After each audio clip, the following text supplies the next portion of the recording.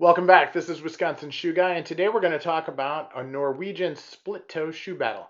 The concept here is really to talk about shoes that are from around the world, different makers that you haven't seen before, and interested in your feedback. So please let me know in the comments. Appreciate it. Hey, I've organized all my playlists on this channel so that you're able to easily find different types of shoes, different brands of shoes, as well as finding all my shoe battles, worth the price shoe reviews, etc., all in one place. Enjoy.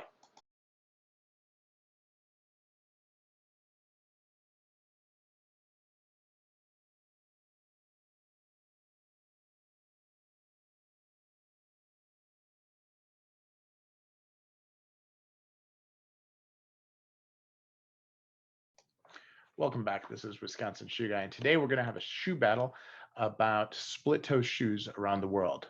Now, I've done this battle before, and I wanted to do something a little different today. So instead of doing multiple shoes from different countries or just focusing country to country, I've got 8 different shoes, all in the split toe style. And I think for the most part, they're going to be different shoes than you've seen before. So to start off, we're going to start with the United States, and then we're going to work our way west around the world and end in the UK.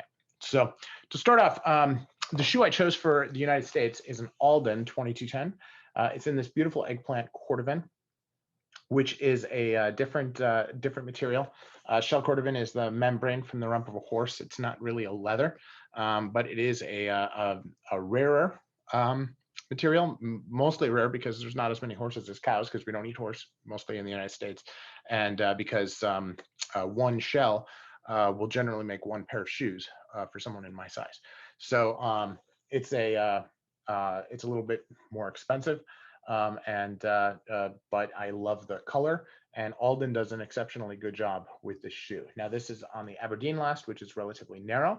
So for myself, I have to go up a width in order for sizing, and it has this beautiful contrast stitch on the apron and on the toe in the Norwegian method. So very close to a pie crest, and a very effective double sole, very thick double sole actually.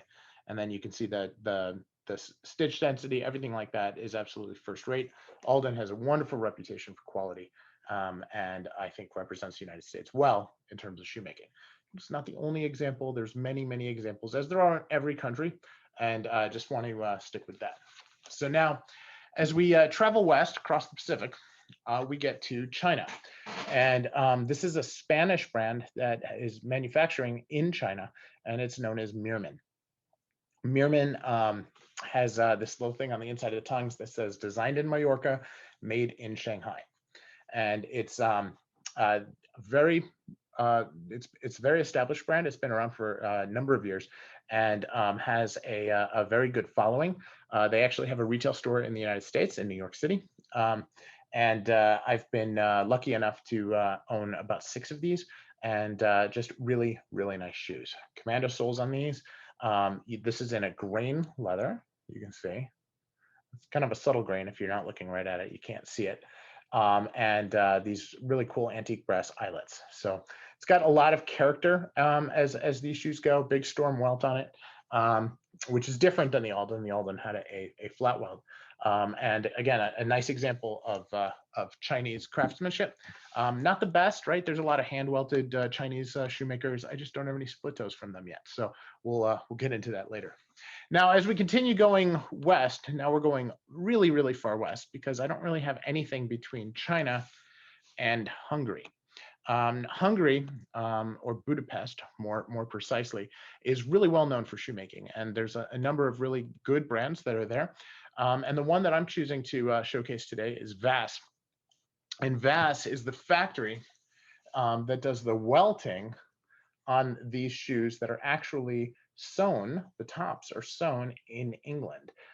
So it's a bit of a unique, kind of a unicorn type thing. But this is an Ascot Con, and they do the toe stitch and the apron, all pretty much the entire upper in the UK, and then they last it in Budapest. And you can see they put these the Lulu plates on. They have these really nice soles. And this is Horween Burgundy Hatch Grain. which is a very unique material. And you can see that the stitching here is more than your simple pie crust stitching. This is a skin. This has the skin stitch and is really the rail stitch version of a split toe. So it's an exciting shoe and one that I love to talk about. I'm sure you've seen it before. Now, as we go west from Hungary, we look just to the south, and that's where we get to Italy. Now, Italy, of course, is well known for shoemaking, has a ton of very, very nice brands. And the one I want to focus on today is Paolo Scafora. Now, Paolo Scafora is really a giant in shoemaking. They make all kinds of shoes, and they can make it any way that you like, right? They do Blake stitch, they do a Norwegian stitch like this. They do Goodyear welt, although most of their Goodyear welts that they sell under the Paolo Scafora brand are actually hand welted, just in the Goodyear type, right? They don't actually do the gemming and stuff. They do it directly to the insole.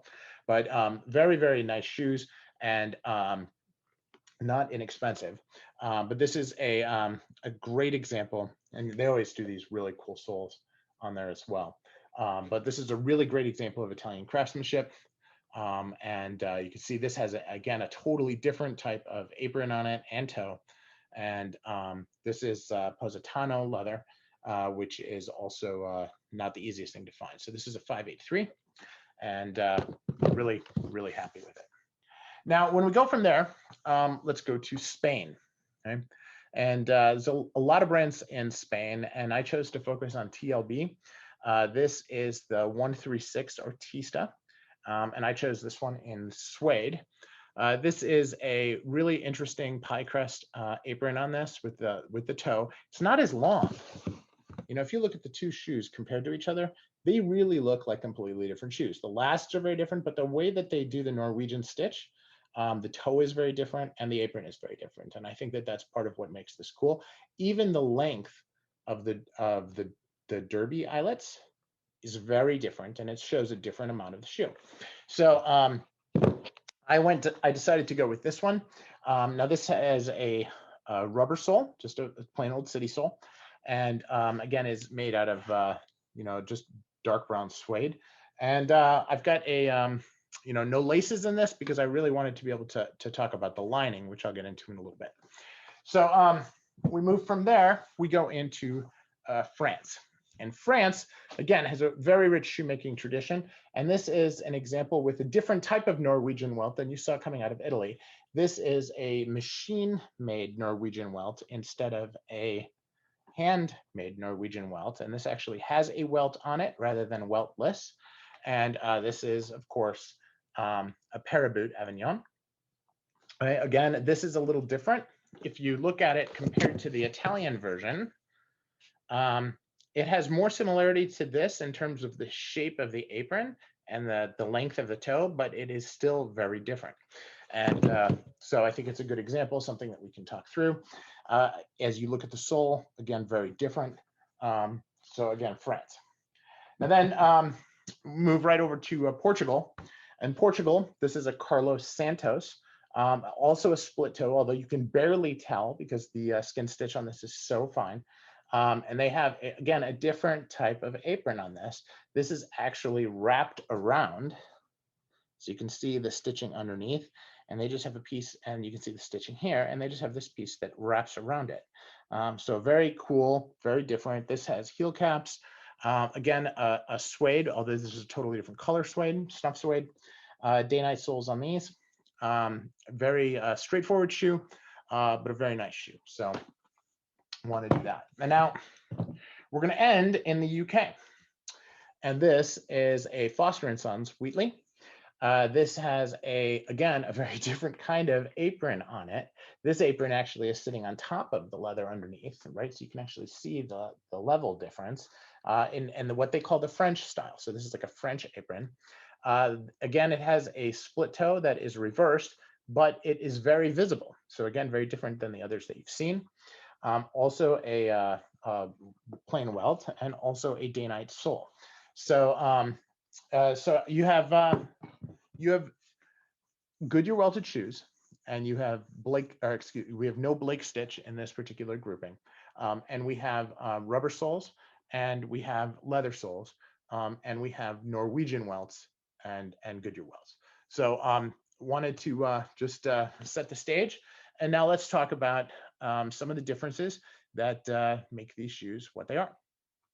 So the first things first, let's look at leather quality. As you look at the pebble grains, pebble grain can be done on full grain leather, and it can also be done on top grain leather. Most of the time it's done on top grain leather. And so when you have these large pebbles, they're correcting for imperfections that are shaved off of the leather. Now you can see that I've done some contrast here with polish, but there was some contrast on this shoe where you can kind of see it here, where you can tell that this is still a full grain leather that they've just embossed. That is part of what I like about it. And it's very unique. It's stretched really, really thin across the toe, so it polishes like it's not grain on the toe very, very easily.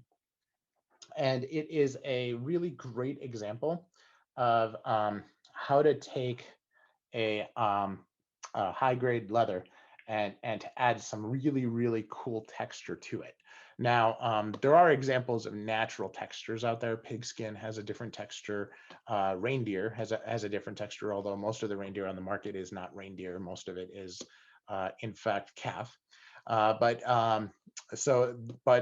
this is much more common to have calf that is embossed or tumbled in some way. So very happy with this, and I love having that like that. Now, the other type of embossed leather is, instead of it being where you have the raised pattern, it's just sort of indented and pressed, and that is this, which is the Mirmin, and you can see how this looks. Now, I don't care for this grain nearly as much as I care for what's on the Foster & Sons. I feel like this is more of a visual texture versus a physical texture. So it's not very three-dimensional, and it's very, very subtle. So if you're not really looking closely at the shoe, I mean, even here, you can't tell that it's a textured shoe. So I feel like it loses something. Now, this has some eyelets on it, which I don't have on any of the other shoes. And so that's a pretty unique feature. And this apron, instead of sitting on top like the Foster & Sons, is actually, they basically have a tube that goes in here that they've sewn around in order to give it this shape. Now, I don't know if I'm not a shoemaker. I have no idea whether or not there's actually a physical tube in there, but I can tell you that the way that the stitch is done, there appears to be a tube. Okay, so please take that with a grain of salt. Again, I'm not an expert. I'm just a shoe guy, and so that's kind of what I see. Now, speaking of texture, that's when we get into this Horween hatch grain, and this looks very similar to reindeer, and that's really what it's supposed to do. It's supposed to look like reindeer, and some of the brands will call this Russian, although I think the Russian has a little bit more texture to this, closer to Utah calf. But that is what I always associated with is reindeer, because it tends to look like the Cleverly reindeer that's out on the market, that's from the shipwreck.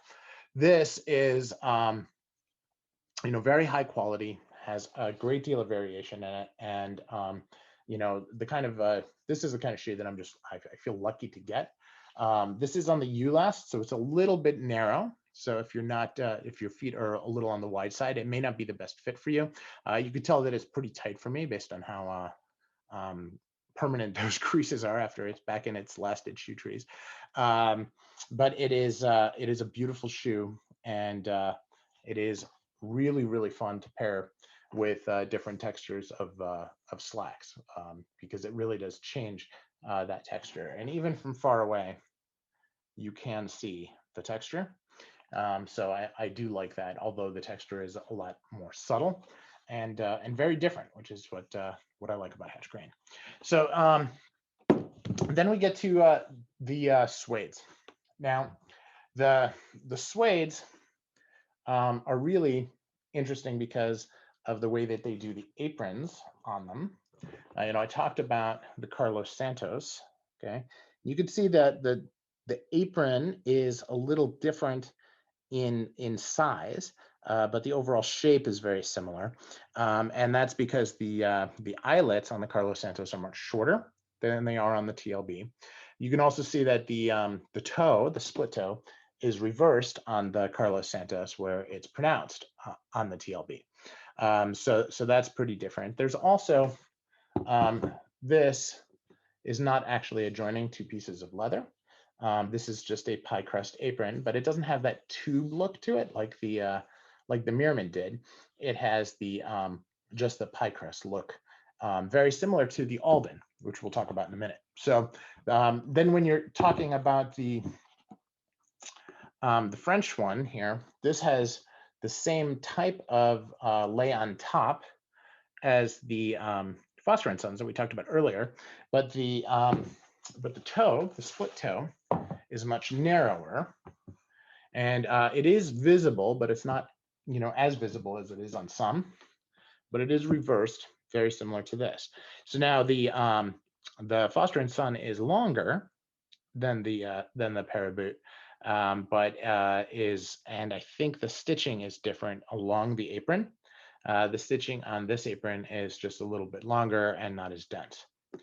So again, even if you look at the where the lacing is, that's actually similar in size, but you can tell that because the toe is shorter on the Foster and Sons, the apron is just elongated a little bit. So then we get into the difference between the TLB, and now we jump to the shell cordovan from the United States, and we take a look. Now, the shape of the shoe is fairly different, right? The TLB has a little bit more of a sleek shape. The American shoe is a little bit stockier, both a little bit higher, and the overall, even though this is the narrow for Alden, it just looks, it doesn't look quite as sleek as the TLB, but the aprons are very, very similar. You know, given the fact that there's a vast difference between suede and the shell cordovan, you can still see that the way that they put these together is the same technique. Okay, and you have the same beautiful contrast on it as well, so you're able to see that. Now, this does not have a double sole, and so it makes it a little bit sleeker there by itself. Of course, it's rubber versus leather, so that has a little bit of an effect as well. So now this has a similar color on the welt versus a contrast on the welt, so that also changes things a little bit as you're looking at it. Now, when you look at the back of the shoes, Alden has this the square, which they're well known for, but it's a single piece of leather. TLB uses a single piece of leather, but has this back seam here, which you know, it means that they didn't have to cut it in order to fit into one piece of leather, or into without the seam. So that's a mark of quality there. Now, when you look at the rears of the other shoes, there's a back seam on the Carlos Santos and on the Paraboot and on the Foster and Sons. There is on the Vass or Ascot, and the Mirmin again has a patch. Okay. Now, the last one we're going to talk about also has a patch, and that is the Paulo Scafora. Now, this has a different, a very different apron. This small U shape here, while similar in visual effect to the Paraboot, like we talked about before, is raised versus on top. Okay, so there's a big three-dimensional difference there. Also has the raised toe versus the reverse toe. And then, you know, as you look at the Norwegian stitch here versus the machine Norwegian stitch here, there's a big difference. Okay, this has more layers and is directly into the shoe versus into a welt. Okay, and this of course has a rubber sole versus the leather sole, also very different. Now this does look like it could have a sole stitch by machine, but I can't really tell. But that is also a possibility on the Poliscafora. Now this, though, the Norwegian welt is clearly done by hand. So which shoe wins? You know, each of the shoes brings something different to it, right? If I were to say from the heel cap, I preferred a single piece of leather, and the fact that they sewed the little square into it, that was something that a gentleman came up with, and I don't remember his name. I'm sure that my friends from Raleigh will jump on the comments. But in terms of the apron on this, this is probably my second favorite type of apron. My favorite type of apron itself really is the Poliscafora. The more I look at this, the more I look at the intricacy of the work that was done here, and the overall shape took a little bit of getting used to. I think that this shape of an apron is very dependent on the last of the shoe. This has a very chiseled last, and I just think that this shape goes really well with the long split, where I think that if you put a long split onto, say, the shape of the shoe here, it just doesn't look quite as good. Okay, so it's a it really is a design. It's a design effect that I think is important to marry with the right shoe, but this is the right shoe. So from my perspective, the Poliscafora takes the win on this particular shoe battle. Although all of them are clearly my favorites and the ones that I chose to represent these geographies, which are vast shoemaking geographies. So I hope you enjoyed that. This is Wisconsin Shoe Guy, and I'm out. Have a good day. Thank you for your comment. One of the cool things about these shoes is the lining.